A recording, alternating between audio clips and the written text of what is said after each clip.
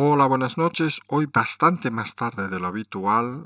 Estos días de movilidad ya saben que a veces tienen dificultades. Vamos a intentar sintetizar al máximo, aunque creemos va a ser un programa casi tradicional en el que vamos a poner los titulares de primeras. Lo primero y más importante, vamos a hablar de la remodelación que parece estar en marcha. En breve, algunos calculan que pasado verano, vamos a ver si va a tardar más o menos, del gobierno de Sánchez.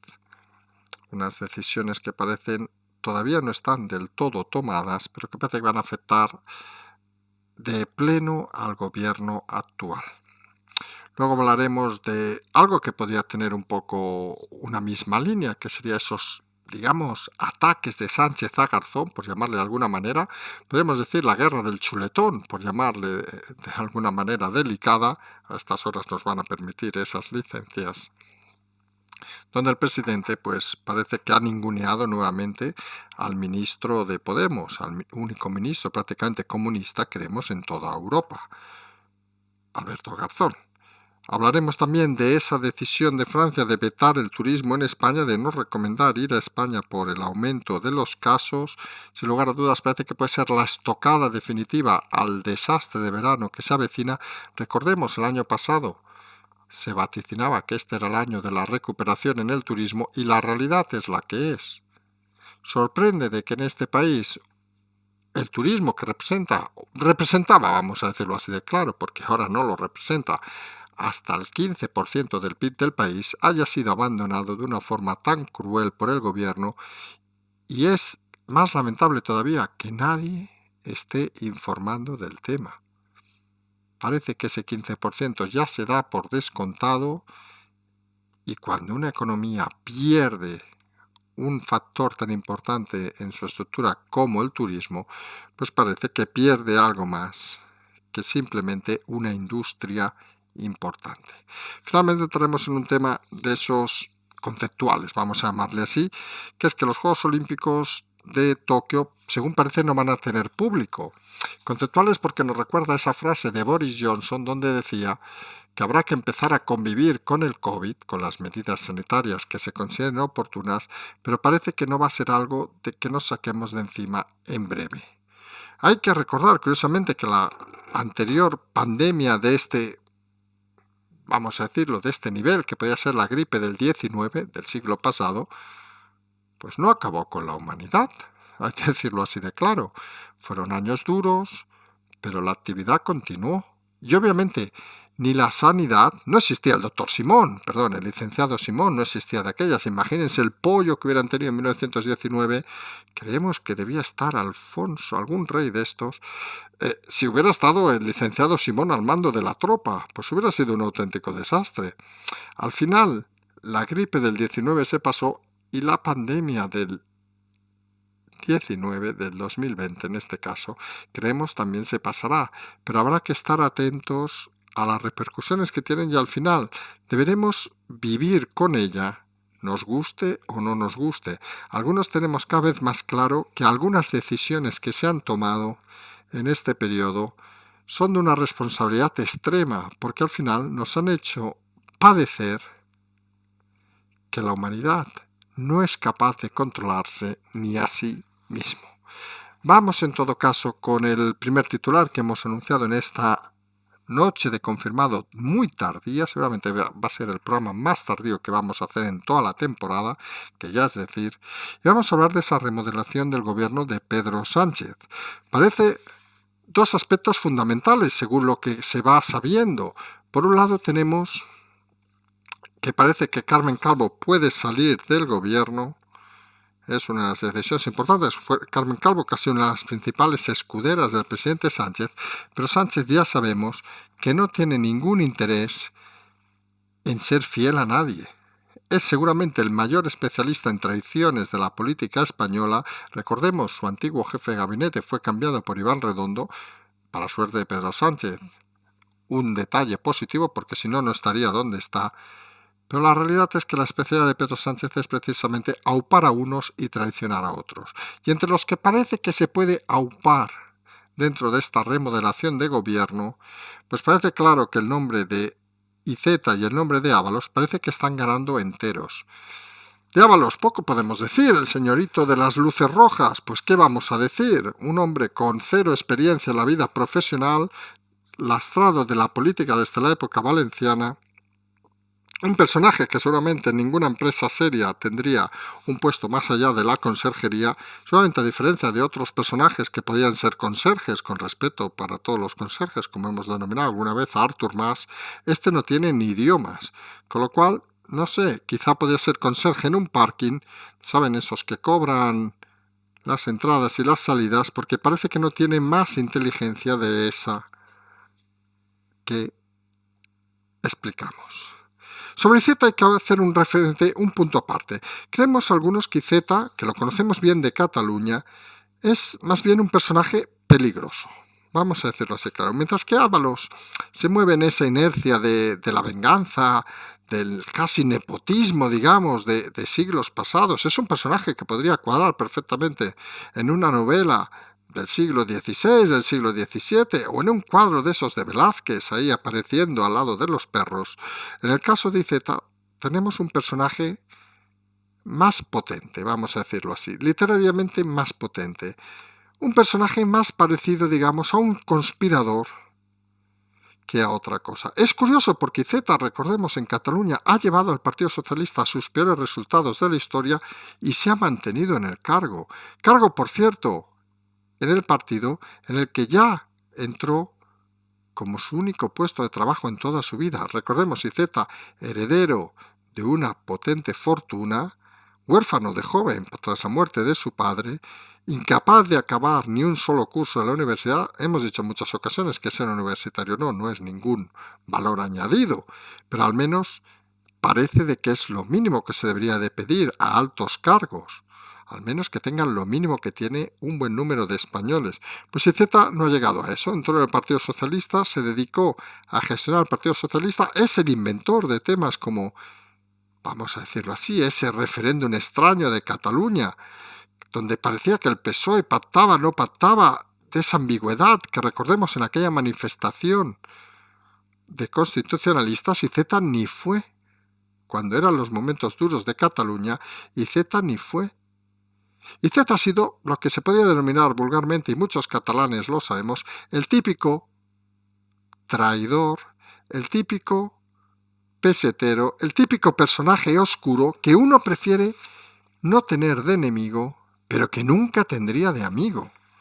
Porque es un personaje totalmente absorbente de la inteligencia y es un personaje, incluso podríamos decir, mezquino, que sabe cómo gesticular, sabe cómo bailar incluso para ganar votos cuando estaba totalmente desorientado y hundido, pero es un personaje de esos, en el caso catalán, que quiere pertenecer, digamos, a esa estirpe burguesa de la que fue rechazado y que utiliza la política para intentar entrar donde realmente nunca ha podido entrar. En una sociedad como la catalana, totalmente clasista, Iceta es el bufón de muchos que cree que con su inteligencia, con su maldad, puede lograr los objetivos que otros no pueden lograr. Y Iceta creemos, algunos, que es el gran peligro de un nuevo gobierno socialista. Iceta, en caso de confirmarse su aspiración, su ascenso, sería el enemigo, vamos a decirlo así de claro, a batir de este gobierno, porque sería claro que sería el personaje denostado, el personaje que ha llevado a Cataluña a prostituir la política mucho más que incluso el independentismo, porque esa, digamos, complicidad del socialismo catalán con independentismo, que no entienden sus bases, pero que aplauden a orejas cerradas sus líderes, no se entiende sin la figura de Iceta. E Iceta no deja de ser ese consejero de Sánchez, de los indultos en este caso, que le explica una historia de Cataluña tan irreal como la propia vida de Iceta.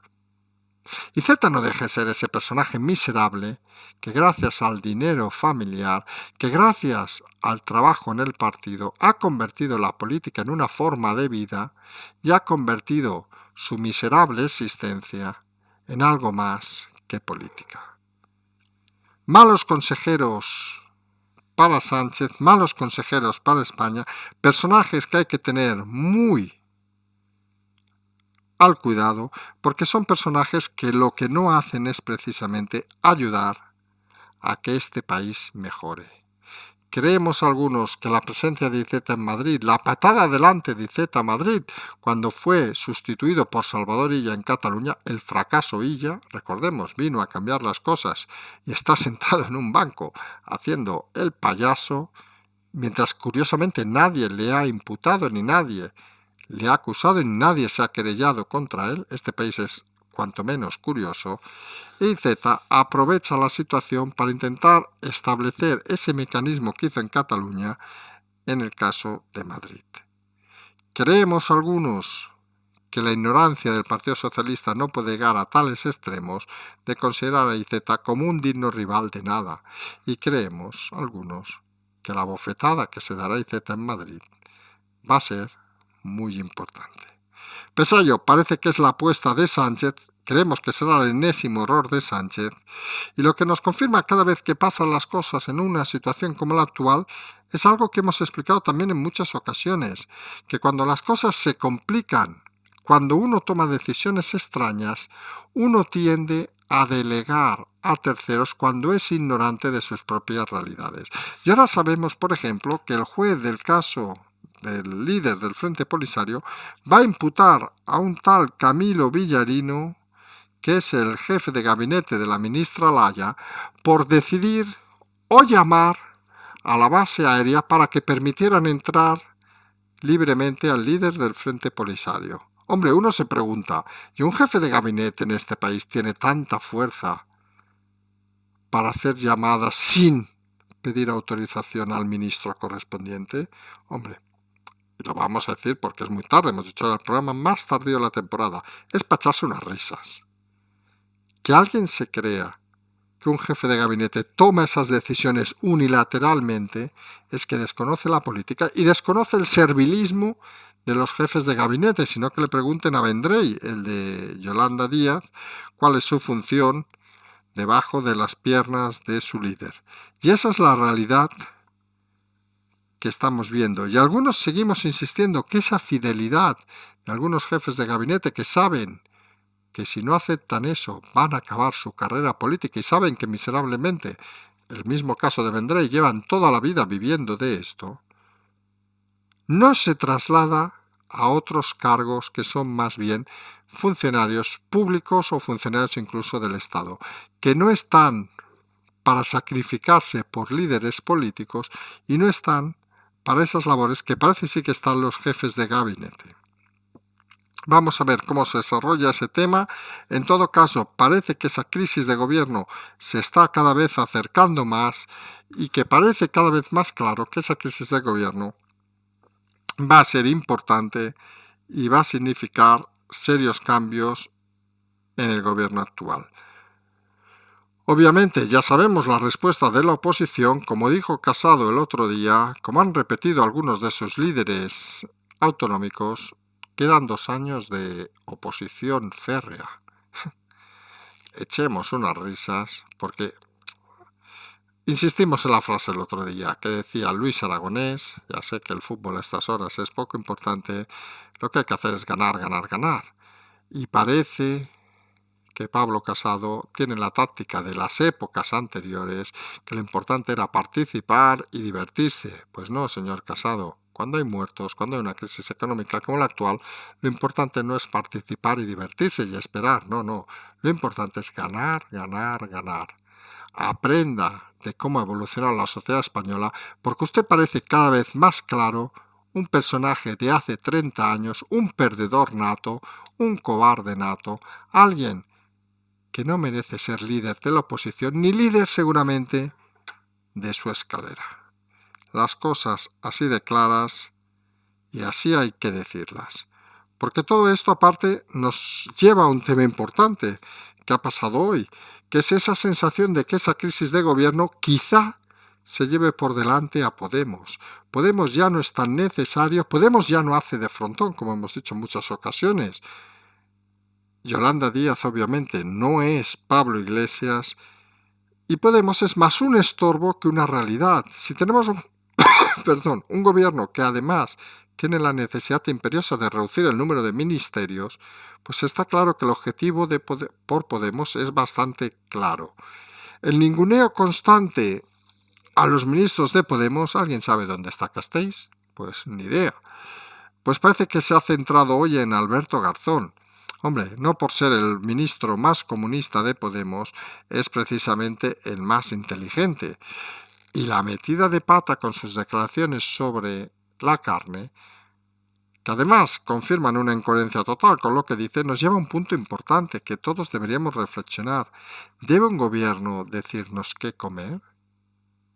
Pues claro, si un gobierno debe decirnos qué comer, con unos criterios cuanto menos extraños, parece que lo siguiente será decirnos con quién hablar. Ya no decirnos con quién acostarnos o decirnos otras barbaridades, porque está claro que eso algunos no lo acabamos de entender. Si la función de un gobierno es decirnos qué comer, decirnos qué no comer, hacernos la dieta diaria, pues parece que eso tampoco es mucho política. En todo caso, parece que es algo más allá de la política y algo que entra más en regímenes anteriores, en regímenes, digamos, fascistas o comunistas, que parece que no atinan con una democracia real como la española. Sorprende la frase de Garzón, la respuesta de Sánchez parece que es un guiño a muchos socialistas decir de que no van a dejar pasar las tonterías, pero está claro que este gobierno, sobre todo la parte de Podemos, acostumbra a decir una serie de tonterías continuadas que uno no acaba de entender. Porque al final uno lo que valora, lo que ve, es que estamos delante de un equipo de profesionales, por llamarle de alguna manera, de políticos, que de profesionalidad tienen muy poca. Hemos sabido, por ejemplo, hoy que en esa nueva ley de startups que llevamos otro día de empresas emprendedoras, limitará las ayudas fiscales a aquellos que se hayan equivocado en 2 proyectos. Hombre, es sorprendente.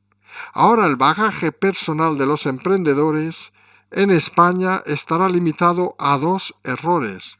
Según parece, si uno crea una startup, crea empleo, no sé, 5, 10, 100, 200 trabajadores, le va mal porque o no ha tenido una ronda de financiación o lo que sea, porque puede haber 1000 motivos, y vuelve a crear otro proyecto y contrata otra vez a 100, 200 o 5 o 10 trabajadores y le vuelve a ir mal, ya no tendrá ayudas fiscales del gobierno. Con lo cual, como nos decían el otro día, hombre, ya las ayudas estas son inferiores a las que dan países como Irlanda o Holanda, pues se queda un poco de pata coja esta ley, porque lo único que hace es encima castigar a aquellos que han emprendido. Y hombre, y algunos tenemos cada vez más claro que en este país lo que faltan precisamente no son emprendedores, sino lo que faltan precisamente, o lo que sobran en este caso, es gente que quiera mamar del dinero público. Porque emprendedores debería haber más, y el engaño aquel típico de monte una empresa, no sé qué, que veíamos hace unos años como argumentario del fracaso confirmado, algunos pensamos que lo deberían hacer los ministros. A mí me gustaría ver a alguno de los ministros, ya no hablamos del inefable de los másters, Yolanda Díaz, que creemos que es incapaz desde su piso 433 metros cuadrados de hacerse ni un huevo frito, pues no imaginamos, a ninguno de los ministros creando una miserable empresa de 5 o 10 trabajadores. Decimos miserable con todo el respeto, porque es como es tratada por el gobierno, como es tratada por los políticos. Y esa empresa seguramente de 5 o 10 trabajadores hace que 2 o 3 de ellos pidan una hipoteca, compren una casa, y esa hipoteca implica de que trabajen unos señores en la construcción, que se paguen unos impuestos y que esos puñeteros políticos cobren. El respeto que algunos creemos que debería haber sobre los emprendedores y sobre las pequeñas empresas y sobre todo el mundo que crea riqueza en un país, está claro que en la política no existe y es un ninguneo constante. Y hombre, y que ya en la ley de startups que venden como algo supermoderno se impida que alguien con 2 errores, con 2 fracasos, pueda tener oportunidades, es cuanto menos vomitivo. Explicaban siempre la historia, aquellos que hemos estado en muchos berenjenales en nuestra vida, de que mientras que en algunos países el error se considera un aprendizaje, en la cultura española el error se considera simple y llanamente una malicia que te va a llevar toda la vida hasta el final sin levantar la cabeza. Y uno se pregunta muchas veces, ¿para qué vale crear 20, 30, 40 empleos si luego eres maltratado por la sociedad como si fuera fácil hacerlo, mientras muchos que lo critican no han pasado de como mucho hacer un examen de oposición y estar cada día aburridos delante de una pantalla sin hacer nada más que esperar la hora del cierre para irse a casa y seguir con su vida aburrida viendo programas aburridos y programas de tercera que uno a veces alucina de la gente que los ve. Por cierto, un detalle, que miren que es un programa que no, vamos, voy a ser sincero, yo en eso sí que intento explicar las historias, igual que alguna vez hemos explicado alguna cosa de programas extraños. Me sorprendió ayer que hubo la polémica porque es un programa que se llama La Máscara o The Mask, no sé bien cómo se llama, que me leí el argumento y sinceramente he visto a 4 histéricos ahí chillando para intentar saber quién baila o quién canta detrás de una máscara. Y uno se sorprende de que estos programas sean de máxima audiencia en este país. Porque uno debería pensar finamente, se sienta en un sofá y dice, oiga, mi mayor entretenimiento de la semana es ver como un fulano, 4 fulanos o 5, reconozco que no lo he visto, no sé si son 4, 5 o 6 fulanos, se ríen ahí, ja, ja, ja, ja, ja, creo que para descubrir quién se esconde detrás de una máscara. Hombre, pues como argumento intelectual no parece muy claro. Parece más bien la sensación aquella de buscar las limitaciones de la gente para intentar aprovecharse de ellas. Y sinceramente, creemos algunos que las noches tienen cosas más interesantes que estos. Pero bueno, allá cada uno con sus temas y sus historias. Nosotros en eso, obviamente, simplemente vamos a hacerlo de siempre, que es opinar. Como vamos a opinar de esa decisión de Francia de vetar el turismo, de decir de que no es producente enviar a los turistas, que vengan los turistas franceses a España. Recordemos que Francia es el primer prácticamente emisor de turistas a España. Y es una situación que acaba de ser como la estocada definitiva a este verano que parece que no acaba de levantar cabeza. Estamos, piensen, a mediados, no a mediados, pero cerca de mediados de julio, y situaciones como esta, recomendaciones como esta, parece que no ayudan precisamente al turismo en España. Lo hemos dicho en los titulares. Es sorprendente, por ser fino y delicado, que una industria, porque es una industria el turismo, aunque alguno no lo crea, que genera o generaba casi el 15% de los ingresos del PIB de este país, haya sido maltratada. Recordemos que hasta Dinamarca presentó un plan Europa,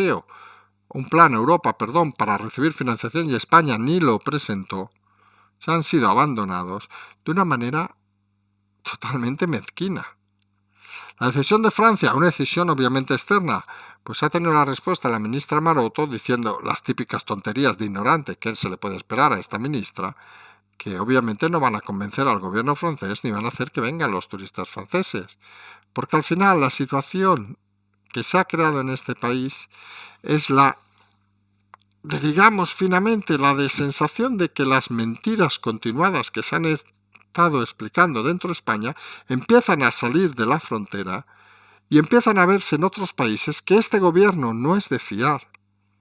Y cuando dice unos datos no nos los creemos, y cuando dice unas cosas no nos las creemos, y la responsabilidad y el resultado final no afecta solo a uno, sino afecta a todos. Y estamos con lo que hemos dicho siempre, aquellos que creen que tienen un trabajo más garantizado que otros, que no se preocupan.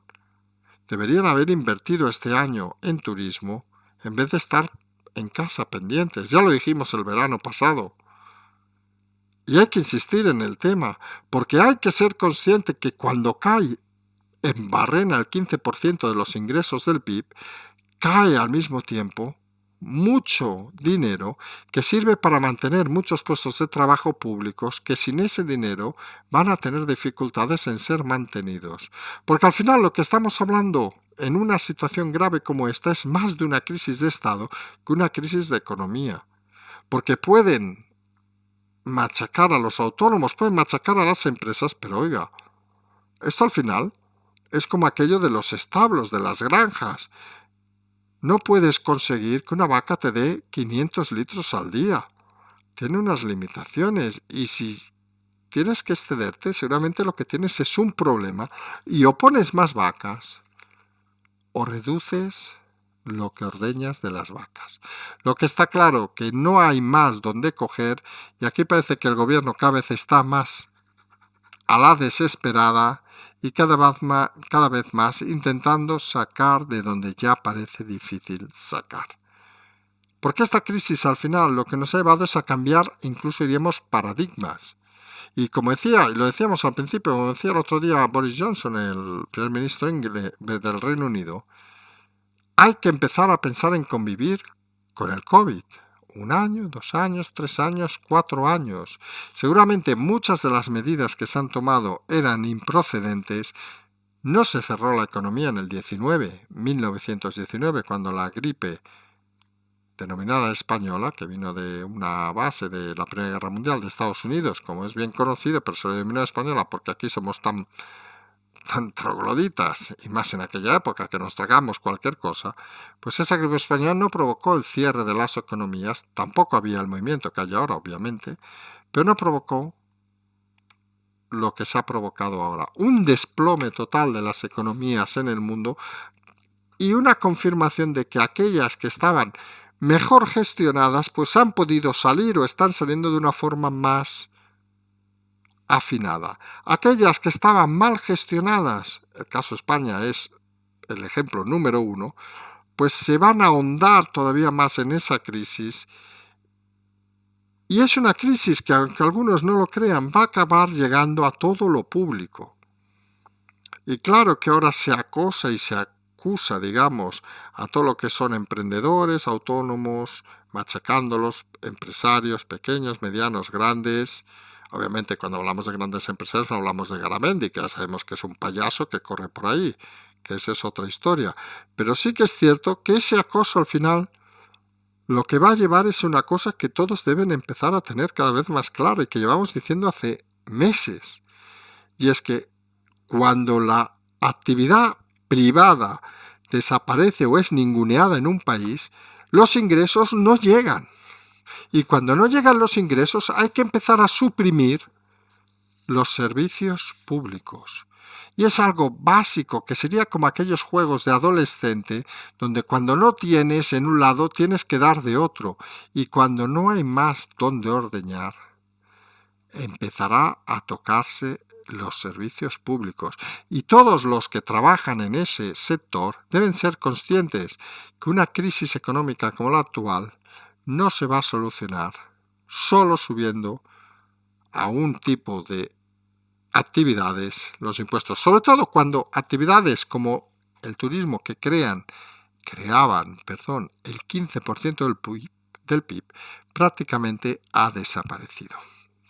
Pero decíamos que estos cambios de paradigma nos llevan a situaciones como que los nuevos Juegos Olímpicos de Tokio, los próximos Juegos Olímpicos de Tokio, según se ha informado hoy, van a ser sin público.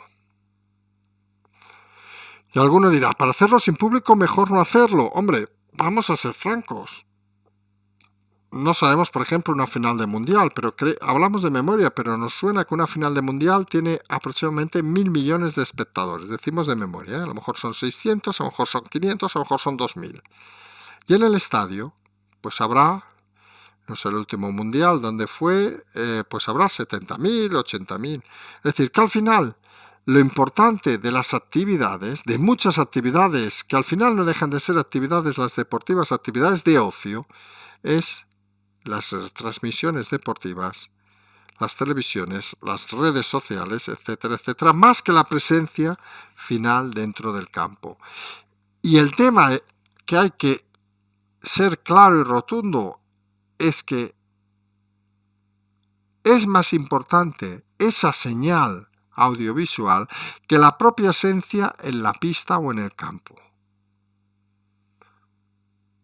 Y esas decisiones de que hay que seguir adelante con todos los controles posibles, creemos algunos que se han de empezar a dar de una manera cada vez más rotunda. Porque si la economía ya ha estado parada, no podemos seguir parándolo, no podemos seguir retrasando el mundo más y más. Y lo que hay que asumir seguramente es los resultados de la pandemia, hay que asumir de que ha sido un auténtico desastre de gestión y luego hay que coger esos números y preguntarse, pero claro, eso ya es una pregunta de inteligencia que muchos ciudadanos no van a saber responder. Preguntarse, oiga, en, en temas porcentuales, obviamente, no en temas absolutos, porque en temas absolutos, obviamente, países como China o Estados Unidos tendrían el global más grande de muertos por la población, o la propia India. Pero en temas porcentuales habría que ver por qué en nuestro país o en un país la mortalidad ha subido, me invento, porque son datos ahora que no tengo en mente, pero ha subido un 100% y en otros países ha subido un 10%. Seguramente la causa de ese 100% de subidas, ese encabezamiento de rankings que curiosamente lleva España, es porque se ha gestionado mal.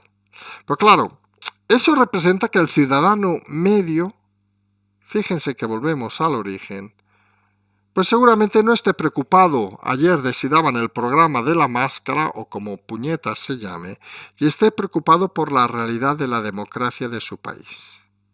Porque al final, si estamos preocupados por la máscara, que está muy bien, que lo vea la gente, que nos parece genial, cada uno puede ver lo que le dé la absoluta real gana, como el Sálvame, como el partido de fútbol, digámoslo así, claro, son todos momentos de ocio. Y los momentos de ocio creemos algunos que han de ser individuales para cada persona. Hay gente que le va a gustar una cosa y gente que le hace otra, pero eso no debe ser óbice de que aunque guste una cosa u otra, tengamos la capacidad de reflexionar y de pensar en lo mejor para nuestro país.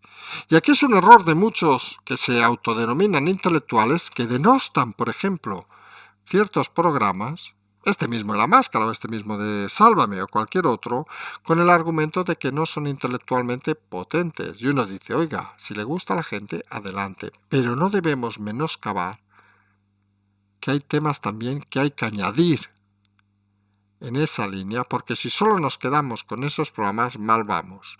Algunos nos gusta recordar que hacíamos hace ya 30 años, que cuando nos preguntaban, nosotros venimos del mundo editorial, hemos explicado muchas veces, nos decían, ¿qué es más importante, un libro o la televisión? Y decíamos de aquellas que la televisión era cultura. Otro tipo de cultura. No es un ser más intelectual por leerse 22 libros que por ver 13 capítulos de una serie de televisión. Porque al final lo importante no es cómo recibes la información, visual, leyendo, etc., sino cómo la interpretas y qué te permite hacer esa información recibida. Y ese es el gran clic de esta sociedad, es el gran clic que en España parece que falla, que da igual que la gente lea 3.000 libros, por citar un ejemplo, que vea 3.000 capítulos de televisión, que vea 3.000 sálvames, porque al final la gente no es capaz de procesar esa información y pensar por sí mismo, sino que necesita que le den el dato, que le den la información para poder procesarla. Y creemos algunos que hay mucha información y hay suficiente información en este país, en esta pandemia, para que muchos hubieran tomado decisiones claras y rotundas. Pero fíjense que las cosas parecen no cambiar.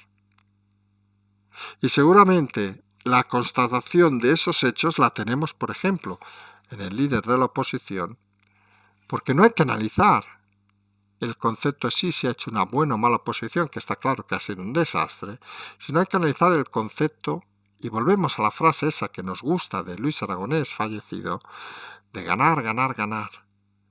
Un político es servir, servir, servir. Y cuando la crisis ahonda en los ciudadanos, cuando la crisis se ve en la calle, si un político dice, no, yo me voy a sentar al sofá esperando que este, por Sánchez, desaparezca, pues lo que no transmite es confianza. Al final todo es muy básico y muy elemental y nos hemos hartado de explicarlo cuando nos dicen los análisis son... No, aquí los análisis no son de leerse 22 teorías de un libro.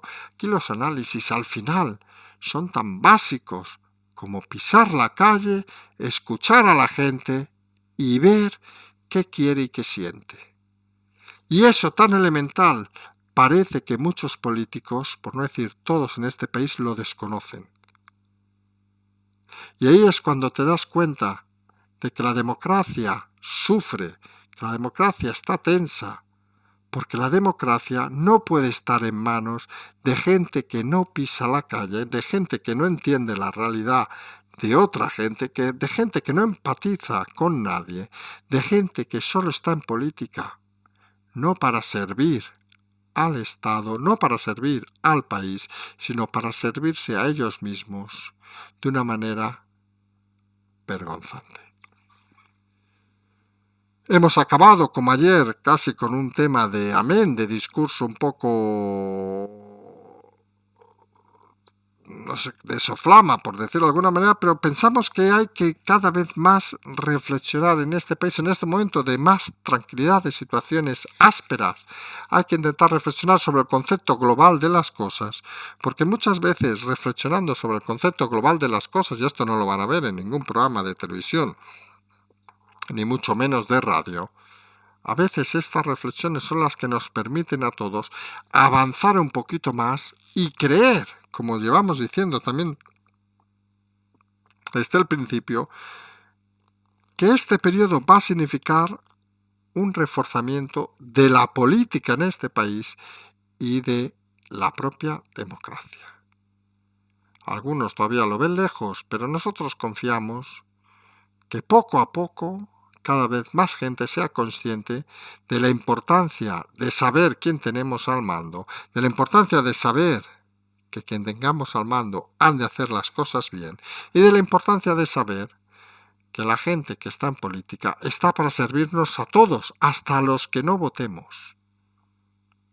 Porque esa es la clave de una buena gestión política. Y a algunos parece tener eso muy olvidado. Nosotros les vamos a dejar, que ya se ha hecho, si hemos empezado tardísimo, se ha hecho mucho más tarde. Desconocemos cuánta gente va a ser capaz de seguir este ritmo un poco infernal. Recordemos, importante, que mañana no habrá programa Zulú. Lo hemos comentado hoy al mediodía, pero lo hemos confirmado durante la tarde y lo hemos hablado con ellos. Y en esta ocasión las disculpas deben ser directamente mías, porque es un tema de infraestructura. Teníamos una promesa de que íbamos a tener una infraestructura colocada desde hoy para poder hacer el programa sin ningún problema, una capacidad, digamos, de datos, para llamarlo así de claro, pero el proveedor, se llama Movistar, nos ha fallado, han hecho una chapuza, vamos a decirlo así de claro, pero a estas alturas saben a veces que cuando se hacen unas chapuzas tampoco puedes decir mucho más. Quien te atiende lo hace con toda la buena fe, ha sido un fallo de esos que uno no entiende muy bien por dónde han venido, y nos impedirá hacer mañana el programa, con lo cual lo vamos a emplazar a la semana que viene, que ya será desde Barcelona. Intentaremos ya ir comentándolo durante la semana para que la gente vaya haciendo preguntas.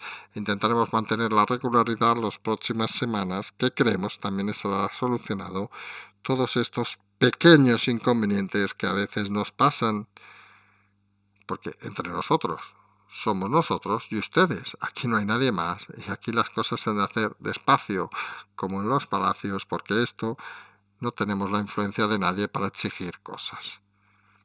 Nosotros lo hemos intentado, pensamos que lo teníamos atado, pero bueno, al final las cosas fallan. Y como siempre decimos nosotros, a mi petit comité, si esto es lo más grave que nos va a pasar en la vida, aleluya.